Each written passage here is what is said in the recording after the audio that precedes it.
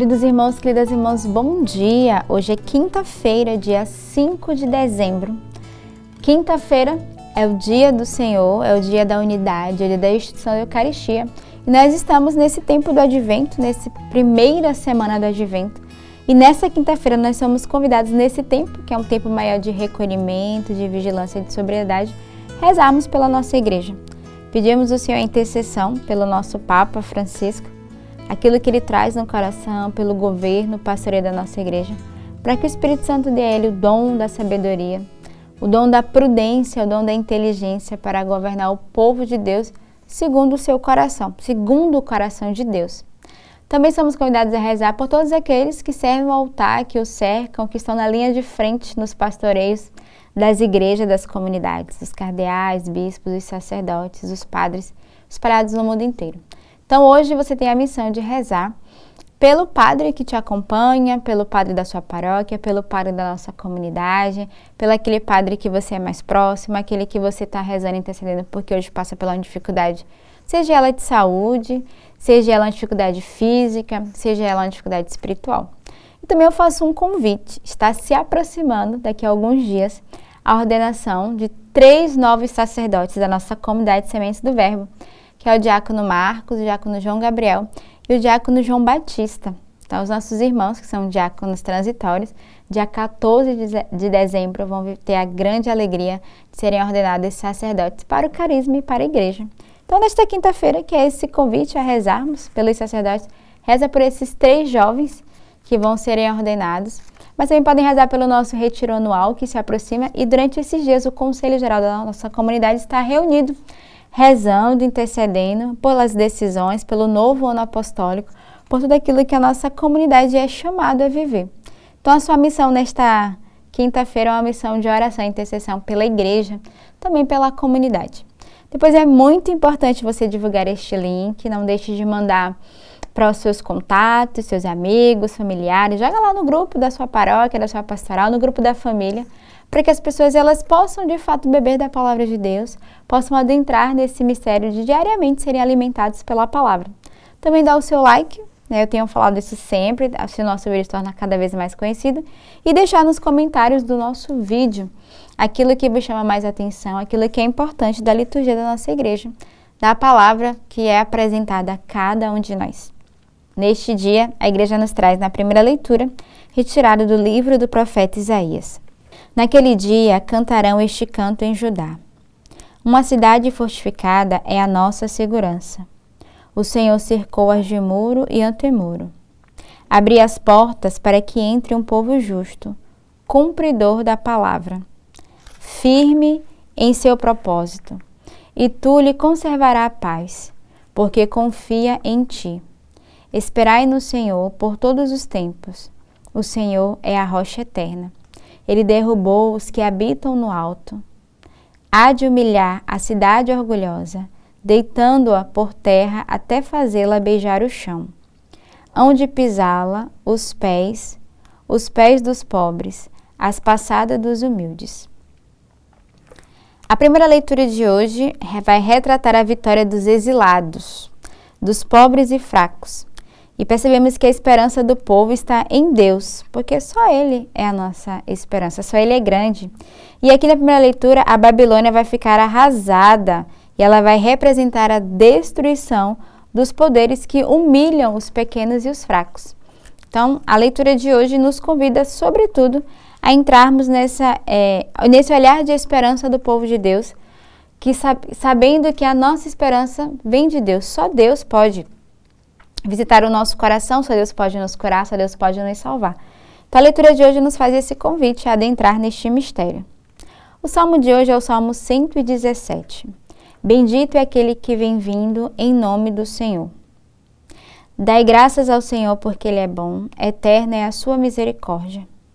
É melhor buscar refúgio no Senhor do que pôr no ser humano a esperança. É melhor buscar refúgio no Senhor do que contar com os poderosos deste mundo. Abre-me vós, abri-me as portas da justiça. Quero entrar para dar graças ao Senhor. Sim, esta é a porta do Senhor. Por ela só os justos entrarão. Dou-vos graças ao Senhor porque me ouvistes e vos tornastes para mim o Salvador. Ó Senhor, dai-nos a vossa salvação. Ó Senhor, dai-nos também prosperidade. Bendito seja em nome do Senhor, aquele que em seus átrios vai entrando. Desta casa do Senhor vos bendizemos, que o Senhor e nosso Deus nos ilumine. Então, um salmo muito belo que vai retratar, né, essa presença de Deus, que vai reconhecer que Ele é bendito, aquele que vem no meio de nós. E por isso o salmista hoje começa o salmo com ação de graças, louvando e agradecendo, bendizendo ao Senhor pela sua misericórdia, bendizendo ao Senhor porque Ele é o nosso refúgio, a nossa fortaleza, Ele é a misericórdia com cada um de nós. Depois Ele vai nos convidar a buscarmos o refúgio, né? A termos o Senhor como essa proteção para cada um de nós. Vai nos pedir de abrirmos a porta do nosso coração para que o Senhor possa entrar. E depois ele termina o salmo dando graças e bendizendo ao Senhor. Bendito seja em nome do Senhor, aquele que em seus átrios vai entrando. Ó Senhor, dai-nos a vossa salvação, dai-nos também prosperidade. Ao mesmo tempo que ele louva e agradece, ele também confia as intenções do seu coração e nos faz entrar também nesse convite de gratidão. A gente pede, a gente suplica, mas também reconhece, agradece, bendiz ao Senhor. O evangelho de hoje é retirado do evangelista São Mateus. Naquele tempo, disse Jesus aos seus discípulos: nem todo aquele que me diz Senhor, Senhor, entrará no reino dos céus, mas o que põe em prática a vontade de meu Pai que está nos céus. Portanto, quem ouve estas minhas palavras e as põe em prática é como um homem prudente que construiu sua casa sobre a rocha. Caiu a chuva, vieram as enchentes, os ventos deram contra a casa, mas a casa não caiu, porque estava construída sobre a rocha. Por outro lado, quem ouve estas minhas palavras e não as põe em prática, é como um homem sem juízo, que construiu sua casa sobre a areia. Caiu a chuva, vieram as enchentes, os ventos sopraram e deram contra a casa, e a casa caiu, e a sua ruína foi completa. No evangelho de hoje, Jesus vai ensinar os discípulos a autenticidade do seu seguimento. Além de dizer Senhor, Senhor, é necessário também viver a palavra. Não basta só reconhecermos, é importante reconhecermos Senhor, clamarmos Senhor como o Senhor da nossa vida, o Rei da nossa história, mas é necessário, sobretudo, viver a palavra de Deus. Mais do que só clamar o nome do Senhor, é viver aquilo que o Senhor nos pede. E Jesus aqui, no Evangelho de hoje, ele é a rocha no qual se fundamenta, né, o sentido da nossa vida, da nossa eternidade ao qual nós somos chamados.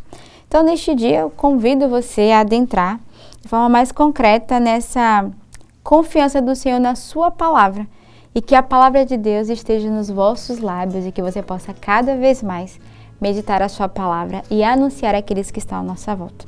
Como hoje é quinta-feira e dia de catequese do Papa Francisco, eu desejo que no final dessa Lex Divina você continue escutando a palavra de Deus, mas agora através do nosso pastor, do nosso Papa. Tenhamos uma bela quinta-feira neste dia e que Deus os abençoe.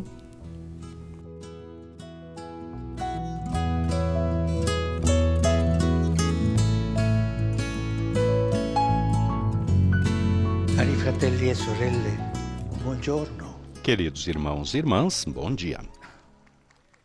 Dopo aver riflettuto sull'azione santificatrice, Depois de termos refletido sobre a ação santificadora e carismática do Espírito, questa catechesi a un altro aspetto. dediquemos essa catequese a um outro aspecto, Evangelizatrice dello Spirito a Santo, obra evangelizadora do Espírito Santo, ou seja, nella predicazione della Chiesa. ao seu papel na pregação da Igreja. La prima lettera di Pietro definisce gli apostoli coloro che hanno A primeira carta de Pedro define os apóstolos como aqueles que vos pregaram o Evangelho da parte do Espírito Santo. E nessa expressão encontramos os dois elementos constitutivos da pregação cristã: che è il Vangelo, o seu conteúdo, que é o Evangelho, e o seu meio, que é o Espírito Santo. diciamo qualcosa dell'uno e dell'altro. Digamos algo Nel Nuovo sobre eles. No Novo Testamento, Vangelo a palavra Evangelho significati principali. tem dois significados principais. Ognuno dei Pode indicar cada um dos 4 evangelhos canônicos, Mateus, Marcos, Lucas e João, ou, e nesse sentido, o evangelho significa a boa nova proclamada por Jesus durante a sua vida. Depois da Páscoa, a palavra evangelho assume um novo significado de boa nova sobre Jesus. Isso é, do mistério pascal da morte e ressurreição do Senhor. E é isso que o apóstolo chama evangelho quando escreve: não me envergonho do evangelho, pois ele é uma força vinda de Deus para a salvação de todo o que crê. A pregação de Jesus e posteriormente a dos apóstolos contém também todos os deveres morais que decorrem do Evangelho, a partir dos 10 mandamentos até o novo mandamento do amor. Mas se não quisermos cair no erro denunciado pelo apóstolo Paulo, de colocar a lei antes da graça e as obras antes da fé, se não quisermos cair nisso, é necessário recomeçar sempre a partir do anúncio daquilo que Cristo fez por nós. É por isso que na exortação apostólica Evangelii Gaudium se insiste tanto na primeira das duas coisas, isto é, no querigma, ou proclamação, do qual depende toda aplicação moral. Com efeito, na catequese tem um papel fundamental o primeiro anúncio, ou querigma, que deve ocupar o centro da atividade evangelizadora e de toda a tentativa de renovação eclesial. Ao designar-se como primeiro esse anúncio, não significa que o mesmo se situa no início, que em seguida se esquece ou substitui por outros conteúdos que o superam. É o primeiro em sentido qualitativo. É o primeiro em sentido qualitativo, porque é o anúncio principal. Aquele que sempre se tem de voltar a ouvir de diferentes maneiras e aquele que sempre se tem de voltar a anunciar de uma forma ou outra durante a catequese, em todas as suas etapas e momentos. Não se deve pensar que na catequese o querigma é deixado de lado em favor de uma formação supostamente mais sólida.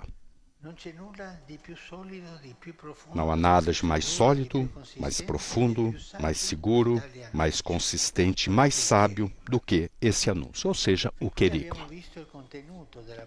Até agora vimos o conteúdo da pregação cristã. No entanto, devemos também ter em mente o meio do anúncio.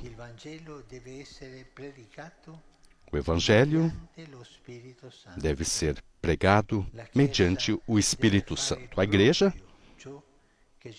deve fazer precisamente o que Jesus disse no início do seu ministério público. O Espírito do Senhor está sobre mim, porque me ungiu e enviou-me para anunciar a boa nova aos pobres.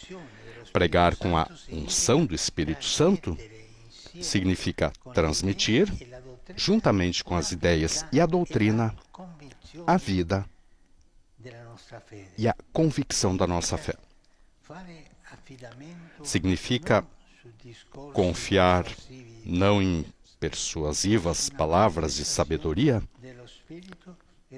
mas numa demonstração do Espírito e do seu poder. É fácil dizê-lo, se poderia objetar, mas como colocar em prática se não depende de nós, mas da vinda do Espírito Santo? Na realidade, é uma coisa que depende de nós, ou melhor, duas. e vou mencioná-las brevemente. A primeira coisa é a oração. O Espírito Santo vem a quem reza, porque o Pai Celeste está escrito: dará o Espírito Santo aos que lhe o pedirem. Sobretudo, se o pedirem para anunciar o Evangelho do seu Filho. Ai de quem pregar sem rezar. Torna-se naquilo que o apóstolo define como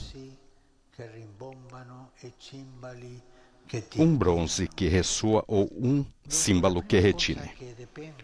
Portanto, a primeira coisa que depende de nós é rezar, para que venha o Espírito Santo. A segunda é não querermos pregar a nós mesmos, mas pregar Jesus Senhor. E essa pregação, tantas vezes, tem essas pregações longas, 20 minutos, 30 minutos. Mas, por favor,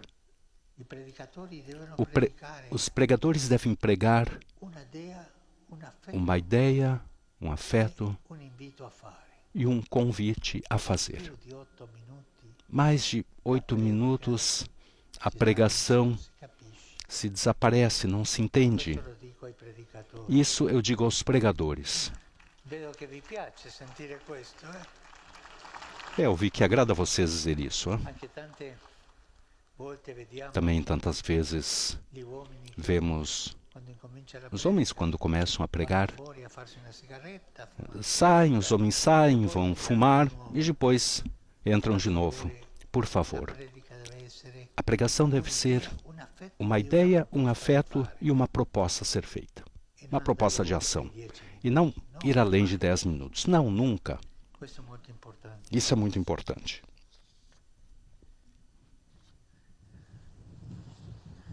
La seconda è non volere predicare noi stessi, dicevo, ma il Signore. Non occorre dilungarsi. Não há necessidade de nos delongarmos nisso, porque qualquer pessoa envolvida na evangelização sabe bem o que significa, na prática, não pregar a si mesmo.